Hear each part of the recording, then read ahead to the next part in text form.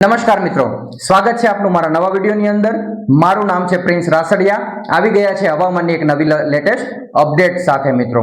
તો આજ સુધી ક્યાં ક્યાં વિસ્તારોની અંદર વરસાદ થઈ ચૂક્યો છે મિત્રો, તમે મને ખાસ ને ખાસ કોમેન્ટ કરીને જણાવજો, જેથી મને પણ ખ્યાલ આવે કે કયા જિલ્લામાં કયા વિસ્તારની અંદર અને કેવો વરસાદ છે, ખાસ જણાવજો મિત્રો। અને તમે ક્યાંથી આ વિડીયો જોઈ રહ્યા છો એ મને ખાસ કોમેન્ટ કરીને કહેજો, જેથી મને ખબર પડે કે આપણો વિડીયો ગુજરાતના કયા કયા વિસ્તારની અંદર લોકો જોઈ રહ્યા છે। જે મિત્રો નવા હોય ખાસ આપણી ચેનલને સબસ્ક્રાઇબ કરી લેજો મિત્રો, જેથી હું નવી અપડેટ મૂકું એટલે તરત જ આપના સુધી પહોંચી જાય મિત્રો।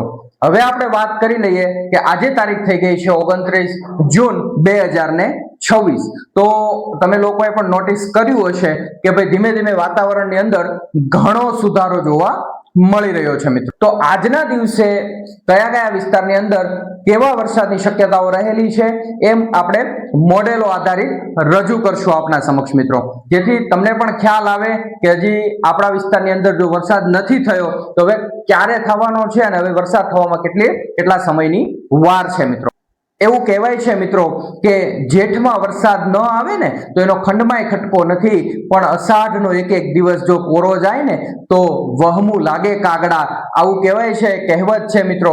તો આ જ રીતે જો આવી પરિસ્થિતિ અત્યારે થોડી ક્યાંક ઉત્પન્ન થઈ છે, એટલે જરૂર ને જરૂર જે છે ખેડૂતોની અંદર પણ એક ડરનો માહોલ ઉભો થયો છે, કારણ કે આ મહિનો જે છે જૂન એ પૂર્ણ થવાની જે છે કે આરે આવી ગયો છે અને શરૂઆત જુલાઈની થવાની હોય, અને દર વર્ષની જેમ આ વખતે જે પરિસ્થિતિ છે ક્યાંક ને ક્યાંક થોડીક અલગ ઊભી થઈ રહી છે મિત્રો। કારણ કે હવે આપણે જોઈએ કે જેમ જેમ દિવસો પસાર થાય છે એમ એક એક દિવસ કાઢવો થોડો ખેડૂતો માટે પણ ખૂબ મુશ્કેલનો સમય ગણાય છે, કારણ કે હવે વાવણીમાં ક્યાંક ને ક્યાંક થોડુંક મોડું થઈ ગયું હોય એવું લાગે છે।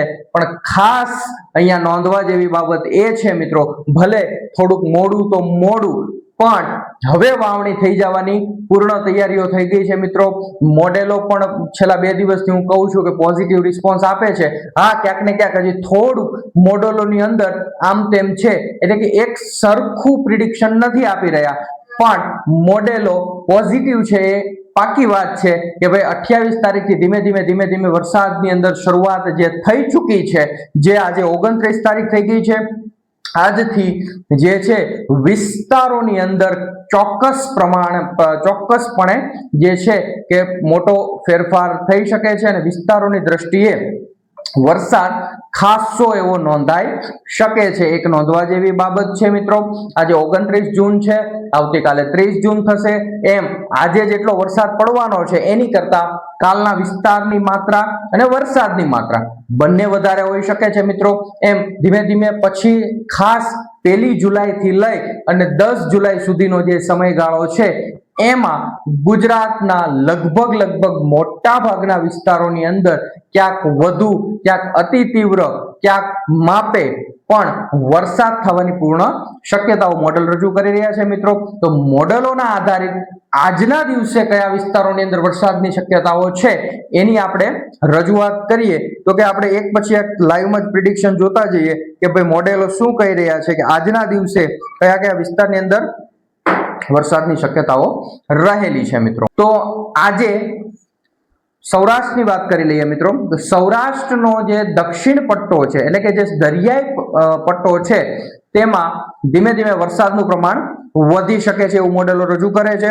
એવું દક્ષિણ પટ્ટાની અંદર જે ભાવનગરનો દક્ષિણ પટ્ટો છે, અમરેલીનો જે દરિયાકાંઠાનો વિસ્તાર છે, ગીર સોમનાથનો દરિયાકાંઠાનો જે વિસ્તાર છે, ત્યાં વરસાદ થવાની ખાસ સંભાવનાઓ આજના દિવસે દેખાઈ રહી છે મિત્રો। હવે આપણે વાત કરીએ અમરેલી જિલ્લાની અંદર, હવે આપણે થોડુંક ડીપમાં જઈએ કે અમરેલી જિલ્લાની અંદર કયા વિસ્તારોની અંદર આ ખાસ વરસાદની શક્યતાઓ રહેલી છે, તો કે રાજુલા, ખાંભા, સાવરકુંડલા, ધારી, ગારિયાધાર, લાઠી, ચિત્તલ, નોંધતા જજો મિત્રો કે આ વિસ્તારની અંદર જે ખેડૂત મિત્રો છે એઓને ખાસ ધ્યાન રાખવાનું છે કે આજે વરસાદની સંભાવનાઓ આ વિસ્તારની અંદર ખાસ જોવા મળી રહી છે, જે બપોર બાદના સમયગાળા દરમિયાન। ત્યારબાદ જે છે જુનાગઢ શહેર અને આજુબાજુનો જે વિસ્તાર છે ત્યાં પણ ખાસ આજે જે છે વરસાદની ગતિવિધિ જોવા મળી શકે છે. ત્યારબાદ વાત કરીએ રાજકોટ જિલ્લાની અંદર, તો રાજકોટથી પૂર્વનો ભાગ, રાજકોટથી મોરબી પટ્ટો જે છે એમાં થોડીક ઓછી સંભાવનાઓ દેખાઈ રહી છે, પણ રાજકોટ આજુબાજુનો જે વિસ્તાર છે ત્યાં રાજકોટથી ગોંડલ સાઈડનો વિસ્તાર છે, ગોંડલની આજુબાજુનો વિસ્તાર છે, ત્યાં વરસાદની થોડીક પ્રબળ શક્યતાઓ દેખાઈ રહી છે મિત્રો. ત્યારબાદ આપણે જે છે કે જેતપુર સાઈડનો જે જુનાગઢથી જેતપુર પટ્ટો છે તે, અને જેતપુરથી ઉપલેટાનો જે પટ્ટો છે, આ વિસ્તારની અંદર ખાસ ક્યાંક ક્યાંક વરસાદની સારી એવી સંભાવનાઓ આજે પણ દેખાઈ રહી છે મિત્રો. ત્યારબાદ વાત કરીએ તો કે જે દરિયાઈ કાંઠો, જે પશ્ચિમ દરિયાઈ કાંઠો છે એનો લગભગ 60-70 થી 100 કિલોમીટર અંદરનો જે ભાગ છે, વરસાદની સંભાવનાઓ જે છે અલગ અલગ વિસ્તારોની અંદર ખાસ આજના દિવસે પણ જોવા મળી શકે છે. તેમાં આપણે વાત કરીએ તો કે ભાવનગર અને અમરેલીનો પટ્ટો છે, અમરેલીનો જે દરિયાઈ કાંઠો છે ત્યાં અને અંદરના વિસ્તારનો અંદર પણ વરસાદની શક્યતાઓ છે. ત્યાંથી જે છે કે અમરેલી રાજકોટ પટ્ટો જે છે ત્યાં પણ વરસાદની સંભાવનાઓ રહેલી છે. અને અમરેલીનું જે બાબરા વિસ્તાર છે, તો બાબરા, જે મેં ચિત્તલની વાત કરી ત્યાં, એમ બાબરાની આજુબાજુના ગ્રામ્ય વિસ્તારો, ચિત્તલની આજુબાજુના ગ્રામ્ય વિસ્તારો, ત્યાં વરસાદની ખાસ સંભાવનાઓ દેખાઈ રહી છે મિત્રો. ત્યારબાદ આપણે વાત કરીએ નડિયાદ, પેટલાદ, ખંભાત વિસ્તારની અંદર પણ ખાસ હળવાથી ભારે ઝાપટા અને ક્યાંક મધ્યમ વરસાદની સંભાવનાઓ દેખાઈ રહી છે મિત્રો. દક્ષિણ ગુજરાતની વાત કરીએ તો દક્ષિણ ગુજરાતની અંદર જે ભરૂચ વિસ્તાર છે, કીમ વિસ્તાર, સુરતનો અમુક વિસ્તાર, આ વિસ્તારોની અંદર હળવાથી ભારે વરસાદની શક્યતાઓ દેખાઈ રહી છે મિત્રો. ત્યારબાદ આપણે વાત કરીએ કે જે ઉત્તર ગુજરાતનો જે ભાગ છે, ઉત્તર ગુજરાતના અડીને આવેલો જે રાજસ્થાન પટ્ટો, અને ત્યાંથી ઉત્તર ગુજરાતના અમુક ભાગોને અડીને આવેલો મધ્યપ્રદેશનો જે ભાગ છે, ત્યાં બોર્ડર કાંઠાના વિસ્તારોની અંદર પણ વરસાદની સંભાવનાઓ દેખાઈ રહી છે મિત્રો.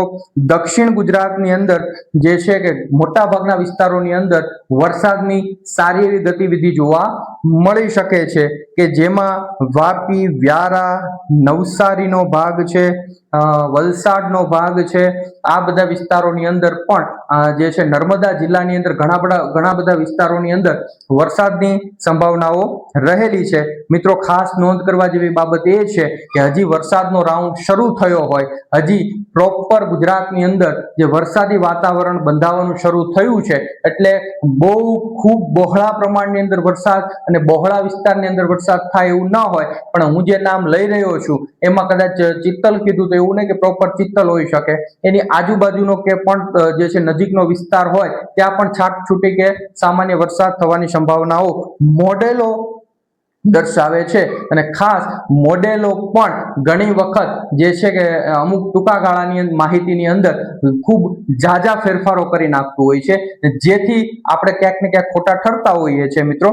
પણ ખાસ જે છે કે આ શક્યતાઓ વાળા જે વિસ્તારો છે એની ખાસ નોંધ કરી લઈએ છીએ. અને એમાં ભારે વરસાદની જો કોઈ સંભાવના વાળો વિસ્તાર હોય તો એ એકને માત્ર એક જે ભારે સંભાવનાઓ વાળો જે વિસ્તાર છે એ દક્ષિણ સૌરાષ્ટ્રનો અને દક્ષિણ ગુજરાતના અમુક ભાગોની અંદર ભારે વરસાદ થઈ શકે છે. બાકી બીજા વિસ્તારોની અંદર હળવો અને મધ્યમ વરસાદ થવાની પૂરેપૂરી શક્યતાઓ દેખાઈ રહી છે મિત્રો. અને આજથી જ હવે ચિંતા દૂર થઈ જશે, કારણ કે હવે જેમ જેમ દિવસો વ્યતીત થશે એમ જે છે વરસાદના વિસ્તારો વધવાના છે. એ ખૂબ ખરી માહિતી છે મિત્રો, એટલે ચિંતા કરવાની કોઈ જરૂર નથી. મળીએ છીએ પાછી આવી નવી અપડેટ સાથે. આપને નવા વિસ્તારો અને નવા વરસાદની અપડેટ આપવા માટે દરરોજ સવારે 8 વાગે આપણે વિડીયો અપલોડ કરીએ છીએ મિત્રો. અને જે મિત્રો આમાં નવા જોડાયા હોય એમને ખાસ વિનંતી છે કે આ વિડીયોને લાઈક કરી દેજો, જેથી વધુ ને વધુ લોકો સુધી માહિતી પહોંચી શકે. શેર કરજો જેથી બીજા ખેડૂત મિત્રોને પણ આનો લાભ મળે, અને કમેન્ટ કરતા જાજો, જેથી અમને પણ ખ્યાલ આવે કે કયા વિસ્તારની અંદર આપણે આગાહી મુજબ વરસાદ થયો છે કે નહીં. અને ખાસ સબસ્ક્રાઇબ કરવાનું ભૂલતા નહીં મિત્રો. મળીએ છીએ પાછા નવા વિડીયોમાં નવી અપડેટ સાથે. ત્યાં સુધી રજા લઉં છું મિત્રો. આભાર, ધન્યવાદ, વંદે માતરમ, જય હિન્દ.